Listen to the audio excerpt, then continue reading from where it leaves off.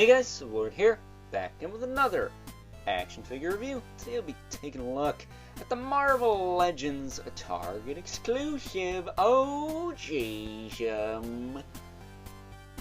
Space Knight Venom and Mania 2-pack.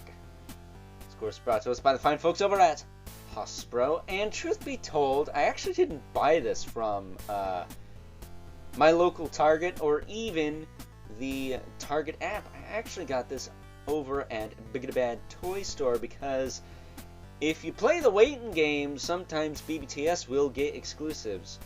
That said, shout out to my good buddy Evil Villain for the heads up when they initially listed this 2-pack on there, because I couldn't get it when it first came out, which was last year around, I want to say, Christmas time. It's the holiday season, and you ain't got no money for that Venom 2-pack, you punk. Either way, came out quite a while ago, and here we are. So I picked it up late. I don't mind, because I already have the Space Knight Venom Build-A-Figure. I was lucky enough to get the Hobgoblin from a semi-local Comic-Con in Saratoga Springs. For those of you in the upstate New York area, they have the Saratoga City Comic-Con twice a year. I have some friends who go to that. It's a good show. I just haven't had money to go lately.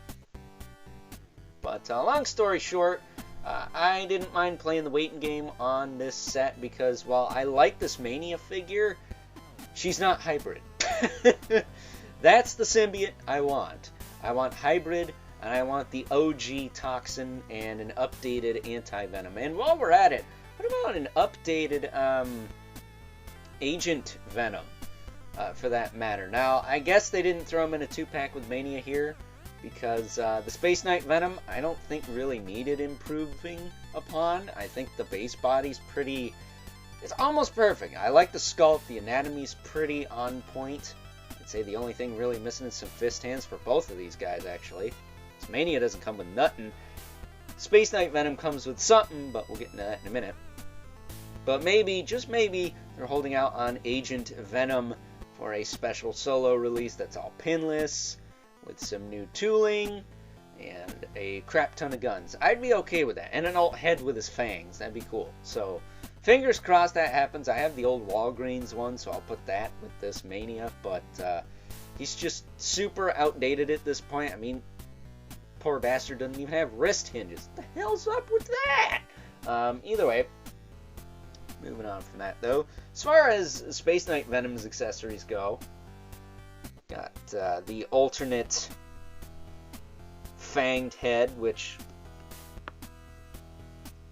let's just take care of business right now. And pop that on, because that looks a lot better. I don't know.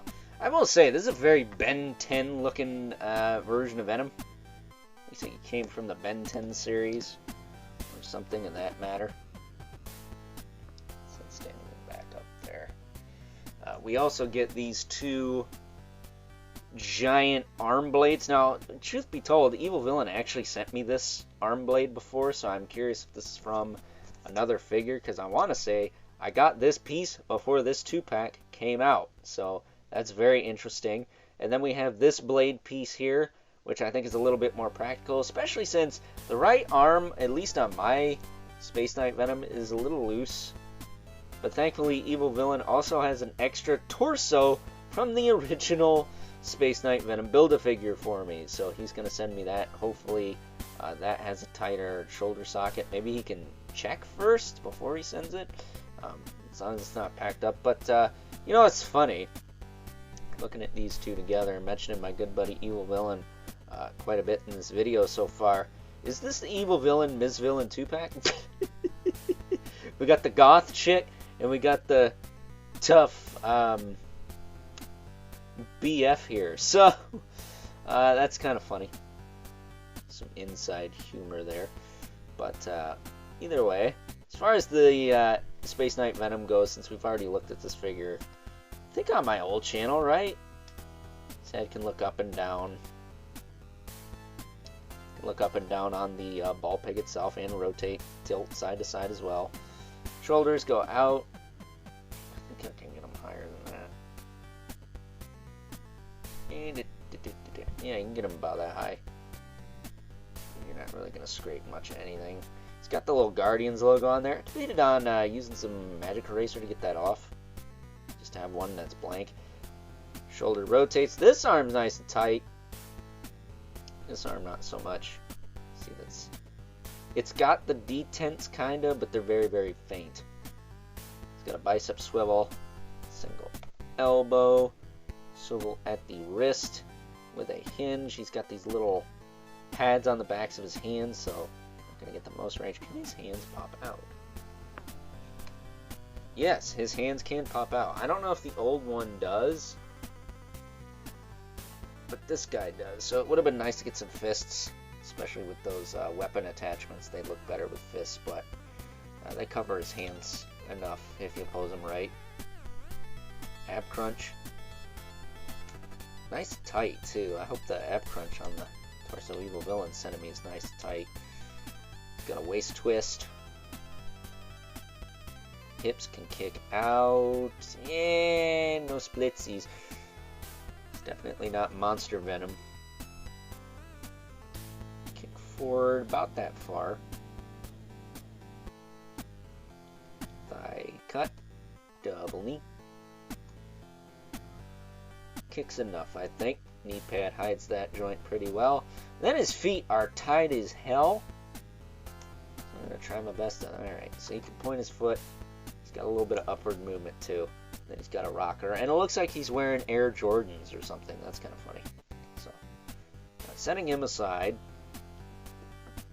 let's take a look at Mania, who's all new, I think. I thought she might have been using the Shriek upper arms, but I guess not. And unlike some figures, female figures in particular, that aren't pinless, her bicep swivels aren't as bad. I do have to lubricate this one. It is a little tight. There's a little schmutz on there. I'm going to stick that off with my knife later. But nothing crazy, you know? Nothing too bad.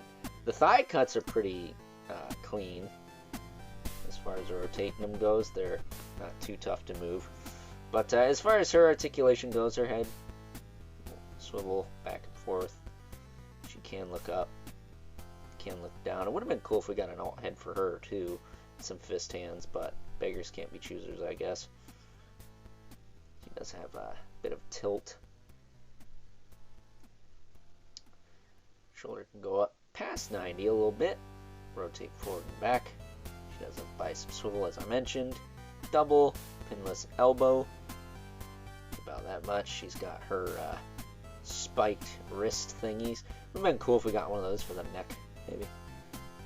That what goth chicks wear. Either way, she does have a hinge swivel wrists. Rotate. Diaphragm. How can we get that forward? Not very far. Yeah, not only is this set kind of giving me old school McFarlane vibes as far as the price goes, but also in terms of the lack of any kind of torso articulation on this chick. Not loose though, it's nice and tight on mine, so that's good. Tilt side to side. Hips will kick forward about that far. Back. Ow, almost perfect splits. Hold on, hold the phone. Those are pretty damn good splits for a Legends figure with these types of hip joints or hip pieces. Females usually don't get very good hip range. She does have a thigh swivel. Again, a little sticky, but not too bad. Double knee. Nice spiked knee pad there. That looks pretty tough. Then she's got the spiked shin guard going down her leg, and then she's got the hinge in the foot with a rocker.